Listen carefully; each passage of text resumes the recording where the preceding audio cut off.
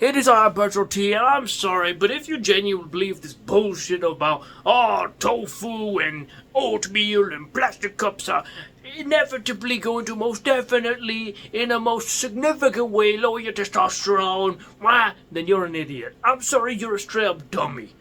Here's the thing. Not only are there contradictory studies on this whole thing, it's not even fucking worth thinking about for the majority of you. It just isn't. All these dickheads whining and crying and bitching about some, oatmeal reduces my testosterone so I'm not eating it.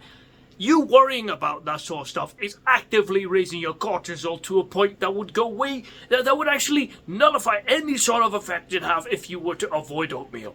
Not that oatmeal would even reduce it to any significant degree, especially considering that the whole human bodies are so damn resilient to change. They are so resilient to change, and they are very much a lover of homeostasis. My good God. You seriously think that this isn't to say that the homeostasis is very perfect. And that actually adds to my point. We fluctuate hormones all the time, depending on the day, depending on the time. Okay? Depending on... Yeah. So, with that being said, there's also the fact that our bodies, it figures itself out within a certain range. Now that goes to a point where if something's fucked up in the brain, and the signaling and whatever the hell, and the body in general, we might just die from our inherent just need to be in homeostasis because of stuff like, say the brain decides today, okay, we need the white blood cells to go to 50 bajillion times the amount that it needs to be. I don't know if the brain itself does it, but some part of the body does it. And then it does. You're dead, but it proves to you that the brain and the body in general really have a good way of just doing shit regardless of your day. You could be out here in your own home, cozied up with no diseases. Suddenly a bajillion more white cells than there needs to be are in your system and you die. And you die. But it's still there, and it still proves my point. The body is so much more resistant and resilient to change than you ever think it is. So you thinking that a fucking bowl of oatmeal is gonna make you a woman. First of all, that wouldn't even be a bad thing. Sometimes I wish I was a woman so I could jiggle my booty and freaking touch my titties and stuff. And also, I don't know, I think I'd look good in a dress if I was a woman. I think I'd be a very pretty woman in general. I believe so. I shaved myself one time and then I did my hair like this. I legit look like a woman. So it's kind of cool. My hair really covers and really carries my looks as a dude. But still, anyway, yeah.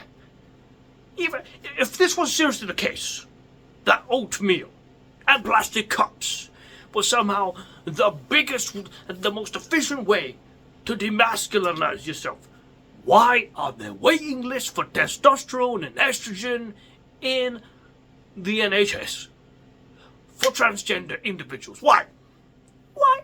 Why do you have to have big-ass diagnoses? Why do you have to wait so goddamn long to be able to get hormones if you are a transgender individual? Why? Just why? Why does something have to be synthesized to be able to be put in your body? You think that these transgender individuals wouldn't want to try and do something to get their hormones up in a time of desperate need for their dysphoria? What am I supposed to say to them? Oh, I'm sorry, you're an idiot, bro. You could have just ate oatmeal cookies. You should have just got to your nearest Girl Scouts freaking area, just hoarded them all or something. Or just freaking steal them all. Just find the ones with oatmeal and just eat 50 of them, and then you're going to become a girl. That doesn't work like that. And anyone who thinks that way is completely out of the realm of reality.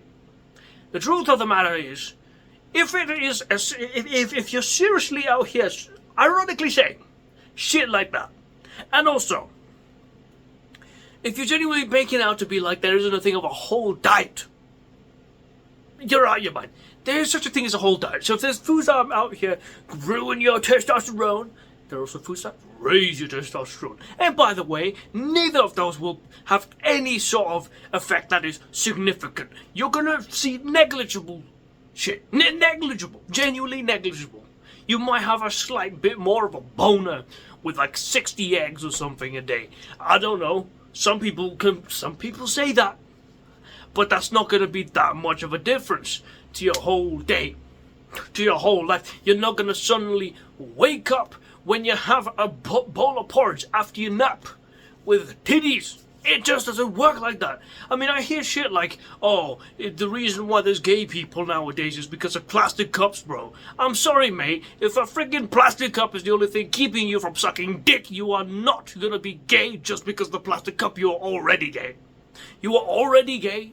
You are already a homo. If a freaking Stanley cup, a freaking plastic party cup, you drink some Coca-Cola for a bit or something. Well, fuck them. Boycott that shit. But you know, let's say something better, more based, less cringe, less disgusting as a company. Orange juice. If you just want to drink some orange juice or something, and you drank that, are you suddenly gonna be freaking? What do you expect to happen? What do you expect to happen? How are you gonna be wanting to freaking be sat on? Be sat on by some damn, by I don't even know what a woman's name is. What's like a woman? I don't know, Fiona from Shrek. She's hot as hell. Don't you dare look at me like that. She is. How are you gonna look at her, wanting to sit on your face, go from that to wanting to suck Shrek's dick? How is it that a freaking tiny little material, a thin material, out here that you're holding, streaks of juice, is enough to make you want to deep throat something? That does not happen. That does not exist. Oh, but it didn't happen before. Yeah, you know what they did to gay people before? I wonder why there were a lot of people who didn't come out the closet. Dumbass. I swear, these people don't even know history. They don't know. They just don't know. So what is this video anyway? I just don't think that this whole thing needs to be worried about. You don't need to worry about, God forbid, you eat 3 little blocks of tofu, because you have a whole diet to worry about. And even if you had a slight little increase or decrease, you'd have to have an absurd amount of that food to be able to have any hormonal effect. Any. And even then, you worrying about it, raising your cortisol, actively fucks with your testosterone. It actively fucks with it. It actively does do the thing that you think oatmeal. Imagine being a man and being so scared of some damn oatmeal. Seriously, think about it like that. You being scared of a bowl of porridge. You talk to me about being a man. You get fucking testosterone. I only eat steak and egg. Oatmeal bad. Okay. I can see you getting really prissy over the shit that the freaking bears ate in Goldilocks. You talking to me about being a man? How about you just stop worrying about some food? Like that. You could have it, you could not have it. If you're intolerant to it, then don't eat it. But then don't tell me that I'm suddenly gonna have the transition of a lifetime from male to female, develop a vagina, just because I eat freaking oatmeal cookies. Just don't give me hope. Anyway, that's it for me.